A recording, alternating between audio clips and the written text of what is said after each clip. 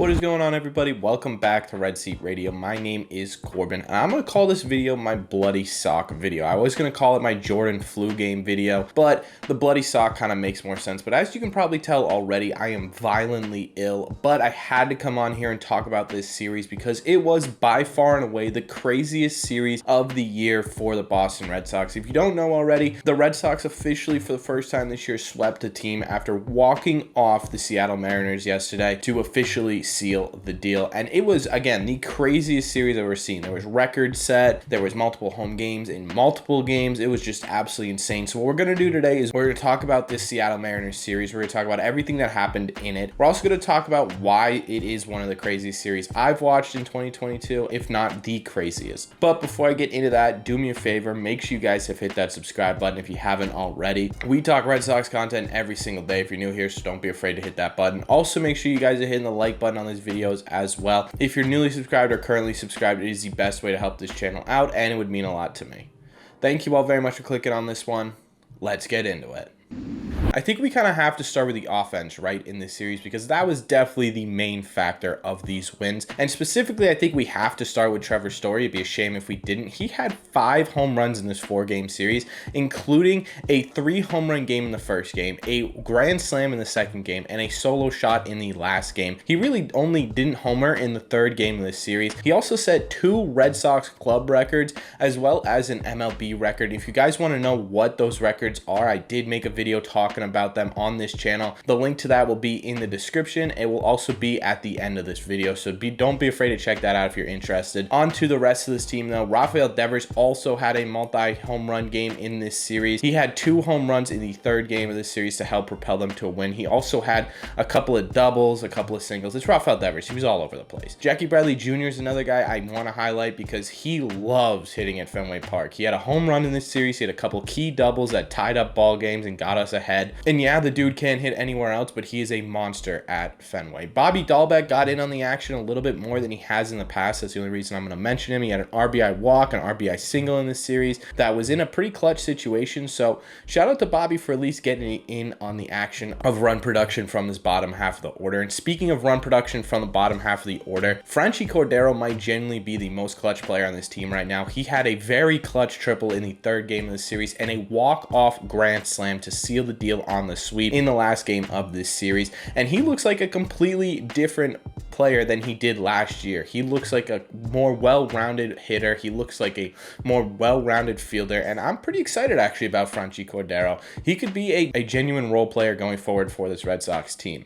I could go on and on and on about every individual performance from players in this series because there was so much offense to talk about. I don't want this video to be 30 minutes long, and I also don't want to have you guys sit there for 30 minutes, so we're going to leave it with those guys because those were the key guys in this series. But the offense in general is firing on all cylinders, specifically the guys who aren't named JD Martinez, Rafael Devers, and Xander Bogaerts, because obviously those guys are going to contribute in every series, but it is refreshing that for the 2nd series in a row, they weren't the only guys contributing to run production. Christian Vasquez had some clutch hits, Kike Hernandez had some clutch hits, Doogie got on base a lot, although he was out for the last 2 games of this series. So in general, the Red Sox offense is exactly what we were expecting coming into this year. Finally, we waited so long for this explosion to happen, and it might have happened at the perfect time. But before I get into that, let's talk about the pitching as well. The pitching was a little bit shaky in this series, to be honest with you. Rich Hill got the ball in game 1, and he was basically more of an opener than he was a starter. In 2 innings, he gave up 4 earned runs and ended up getting pulled in the 2nd inning. So Tanner Houck took over in the 3rd, and he, in my opinion, was more of the starter role than Rich Hill ended up being because he went 4 innings, struck out 6, and did not allow a single earned run. As for the 2nd game, Michael Wacha came back and was fairly decent considering he's coming back from injury. He went 4 2/3 while only allowing 2 earned runs and ended up striking out 3. So not an entirely great start from Wacha, but it was definitely a solid start, especially coming off of that injury. You had Whitlock in game 4, who just simply was not good. I'm not entirely sure what's going on with Whitlock lately, but he only made it 3 innings. He gave up 10 hits and 5 earned runs, and that is not a great stat line for a starter. So I don't know, maybe he's really having some growing pains in that starting role. I still think he will be a great starter for this Red Sox team, but maybe this is a sign that he should probably be in the bullpen for the rest of the year. I don't know. Let me know what your thoughts are on that down below, because I still think he'll be a great starter, but The way Tanner Houck is pitching lately, it might be time to switch that up. I don't know. Let me know what your thoughts are again down below. And finally, to end this series, to finish this series up, Nate Eovaldi got the ball and he set a career high of strikeouts, striking out 11 over 6 2/3 innings. And he looked great. He was mowing guys down, but the only problem is he's still getting bit by that home run ball. He let up a 2-run shot that ended up tying the game and was his eventual reason for leaving. And to be honest with you, it wasn't 5 home runs in 1 inning, so I'll take it. It didn't end up hurting us in the long run. We still won the game, and he still looked fairly good out there. 2 runs in 6 2/3 innings is definitely enough to keep us in this game. And luckily for some of the starters in this series, like I said, they had a little bit of a tough time. The bullpen was actually really great in this series. You had I don't even know if there was a bad outing by any player except for maybe Robles, who came into the 9th inning of the last game and did what he did best and gave up the lead in the 9th inning. Luckily, we were still able to win that game, so I don't know if people will really remember that, but that was unfortunate. But besides that, there really wasn't a bad performance in this series. It was mostly because they had such big leads to work with,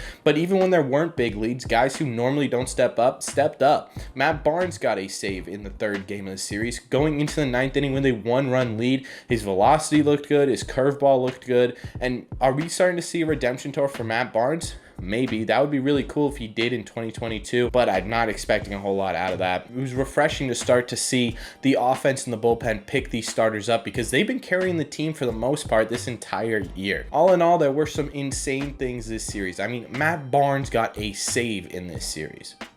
No, seriously, there was a lot of stuff that went on in this series that was absolutely crazy and that we might not even see ever again in this season. The Red Sox are firing on all cylinders. The Red Sox are firing on all cylinders right now. They're picking up the pieces that other parts of this team are dropping. So if the starters aren't doing well, the offense does well and the bullpen does well and vice versa. And it's been awesome to watch. Like I said when I was talking about the hitting, this is the team that we all expected going into this year. And hopefully they finally came out and turned this thing around in the right time. There's still time to make a comeback in this division, and hopefully this is the sign of things to come. Am I saying the Red Sox are back? No, we are going to wait until they are back to say that they are back, because I don't think anyone's ready to fully jinx this team yet. But besides that, this series was fantastic, and I hope you guys had a great time watching this series as much as I did. Even though I'm deathly ill, I still had to get on here just because of how excited I was about this series. So let me know what your thoughts are down below in the comment section, what you think of this series, what you think of the Red Sox right now, what you would change if anything on this team. Let me know all your thoughts down below. As always, if you've made it to the end of these videos, do me a favor, make sure you guys have hit that subscribe button if you haven't already. Like I said, we talk Red Sox content almost every single day. Also, make sure you guys are hitting the like button on these videos as well. Like I said again at the beginning of the video, if you are newly subscribed or currently subscribed, is the best way to help this channel out, and it would mean a lot to me. Thank you all very much for clicking on this one, and I will see you, hopefully feeling better, in the next one.